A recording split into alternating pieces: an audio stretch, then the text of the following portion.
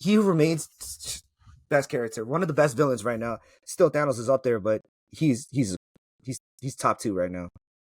Oh yeah, definitely the confidence, the multiple contingency plans. Like you really can't plan with against He Who Remains because he already thought about the solution already. Theory question: do you think Victor Timely is He Who Remains? I thought so in the beginning, but the way that they carried him in season 2, I'm starting to think that's not He Who Remains. I didn't like the way they did Quantumania, Antman 3, how they got rid of Kang the Conqueror that easily. Because we talked about this before. But I think that Kang the Conqueror, who was thrown further into the quantum realm, is He Who Remains. I know there's scars. He doesn't resemble He Who Remains, but it's possible that he's able to heal himself. I mean, he at this point he controls all time. Like he doesn't forget the battle scars. Like forget the body. Like like he can be whoever he wants to be. I mean, I truly think that's He Who Remains. I don't think he's done. If they dog Kang the Conqueror with Ant-Man, and then we don't get to see him again, that's just bad or lazy writing, bro. Like I just don't think that he's done. I just can't see it happening. Victor Timely has a long way to go if he wants to be He Who Remains, but I don't know. What do you think? When we sat down and we did the Quantumania pod, was that March? Yeah, it was like March, no, February, March, sometime around that time. Yeah, I was just like, man, Kang the Conqueror, based off of what I heard from you and multiple other comic book people, like he's supposed to be like the standard of all Kang variants, and then we just come across him with Ant-Man, and he's not even a listing type of Avenger, and a couple of ants and a couple of regular superheroes like Hank Pym and I forgot what the girlfriend's name was, but for him to meet his end, like I feel like if like hopefully there is some type of tweak to this, but I just really hope that they ended up doing that they actually put a different type of Kang in there, because they said that he's supposed to be the most ruthless, right? Yeah.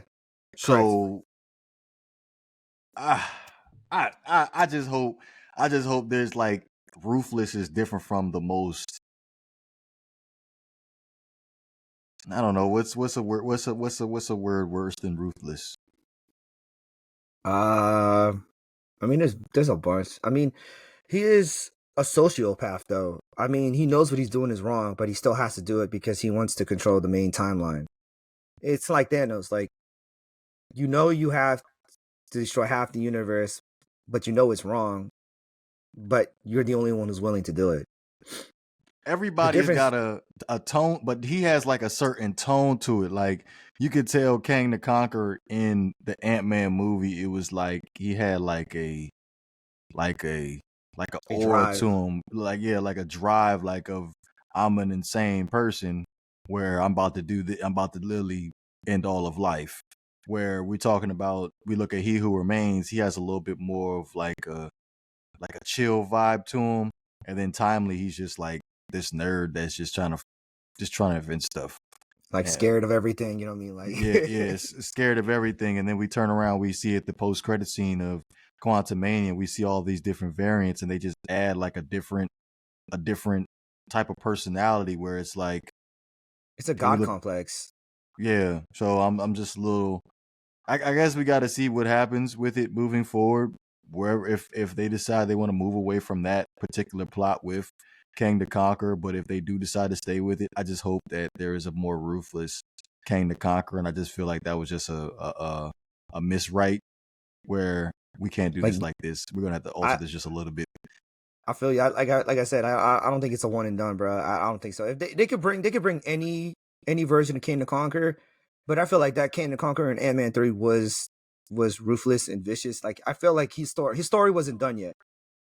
Because it's implied that he started the multiverse war, and before he could finish it, the Councils of Kane threw him in the quantum realm, which he was stuck, and then he met Janet Van Dyne, who was also stuck, became friends, and then ruled the quantum realm, and then he found his opportunity to get out, and then Ant-Man stops him before he escapes.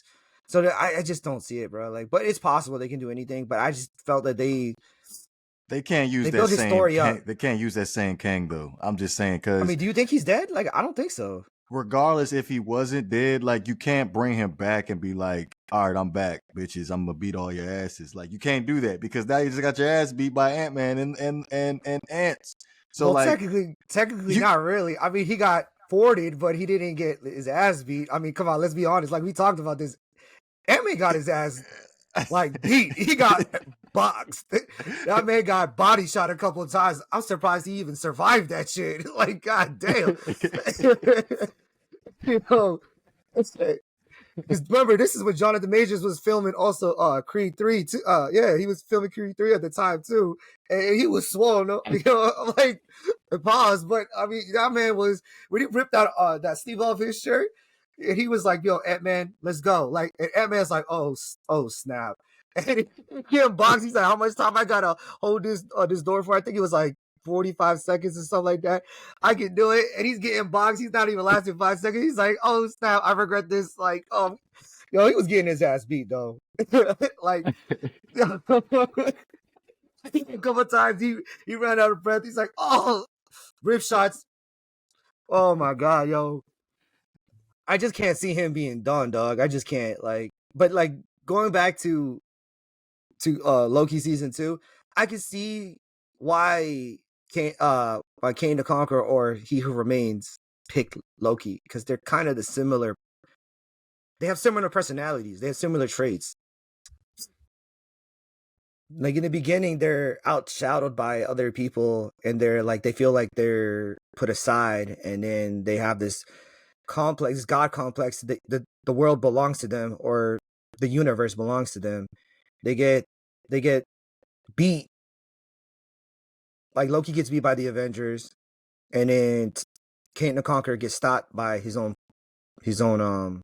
council, and then they end up becoming a god at the end. He remains, and then Loki becomes the god of stories. So I can kind of see why he picked them,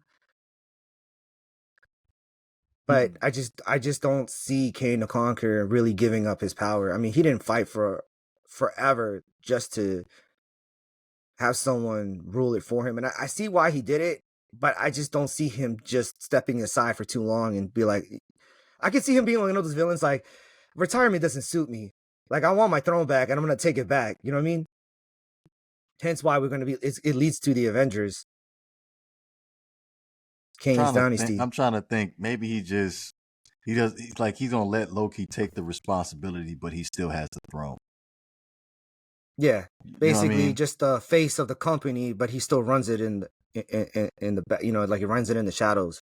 So it basically gives him like a lot more free will to run throughout the sacred timeline if he wanted to. True. That's just Loki, how I look at it. The way I look at it too is like I feel like Loki can't leave the throne, or something really bad is going to happen, or the temporal loom overloads again, which causes the whole premise of season 2. That's how I feel, but I don't know. We'll see how it goes. I mean, anything is possible at this point.